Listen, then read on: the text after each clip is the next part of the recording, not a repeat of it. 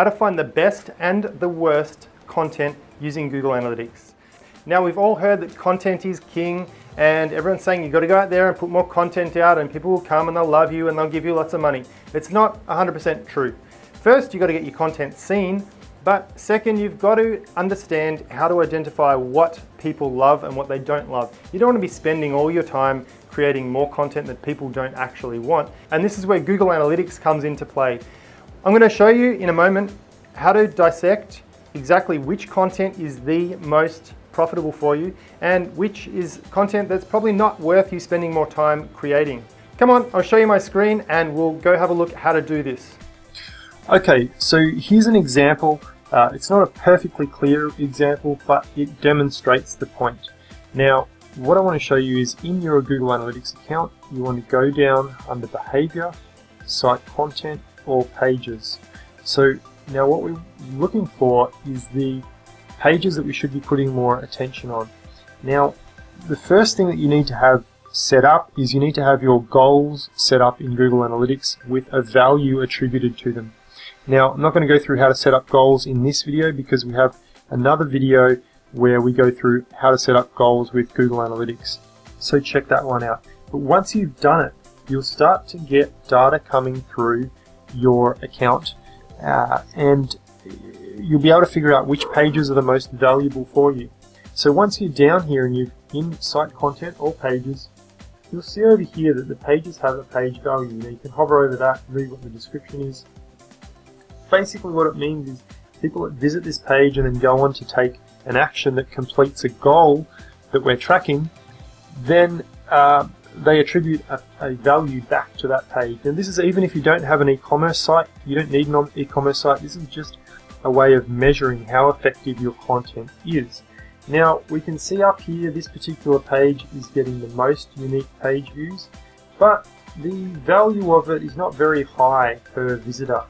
So there's probably not much point focusing on that particular one if all the tracking and everything is set up correctly.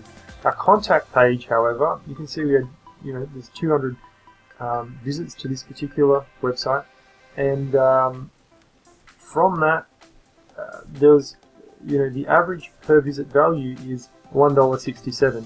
That doesn't sound like a lot, but it doesn't matter. You've got to just apply a standard metric in your Google Analytics goals, and then you'll get something to show up here. All we're looking for is, we're not looking for a massive value of thousands of dollars or something. What we're looking for is the contrast between, say, 1 cent, 8 cents, or $1.67. The ones that we would prefer is, the highest value there. That's obviously the contact page, so it is going to have a higher value naturally. So you need to take that into consideration when you're looking for the best content to optimize. Okay, so if we look down here, you can see this page has a 42-cent value for people that visit that. Now, that's a Meet Our Team page. So it's an About page, it's got information about the team. So obviously people that go to that page are engaging with us more and they're becoming a lead and hopefully going on to become a customer. So it's worth putting time on getting more people to that page. So whether it be from any of the blog content, whether it be from any service pages, whatever, it's worth getting people back to the Meet Our Team page. It's something that we want to consider at least. This page here, the Internet Marketing Consultant page, has got 36-cent value. So we need to put more time and effort into getting more people to visit that page, more relevant traffic that we can utilize. Down here, if we're looking, the web design page has a 0.88 value, the SEO services page.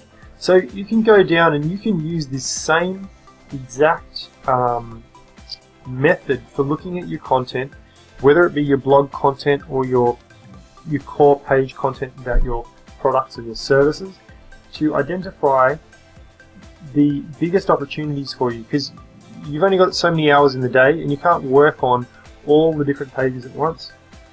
So you're going to make a decision.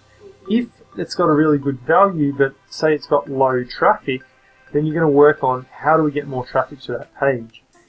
If there is a page that's got a lot of traffic, like this one here, but it's got a low value, then what you might work on is how do you get more people to convert. The other thing that you do want to take into consideration, it's not the be-all and end-all, but you do want to take into consideration the bounce rate, see which pages have the highest bounce rate, and you can potentially go and improve those too. So if we have a page here, this is probably why the value is so low, is because the bounce rate is so high. If we can reduce that bounce rate, then we will naturally increase that page value as a result. You also want to look at the exit rate. So the exit rate is how many people leave the website altogether from this particular page. If you can lower that as well, you will increase the page value, but this will help you identify which pages you should be working on those particular things. So for this particular page here, we can see it's got an 85.7% exit rate. We need to work on linking that to other things to make it more engaging, to keep people on the site and move them towards the goal of, whatever it might be for your business. So I hope you found this video useful, and it will save you a lot of time in creating content that people don't really want to see. So if you liked the video, then leave a comment below, subscribe to our channel, or share it with your friends. And if you need help with content creation, strategy, or designing content, then go to thinkbigonline.com and get in contact with us. We're more than happy to help.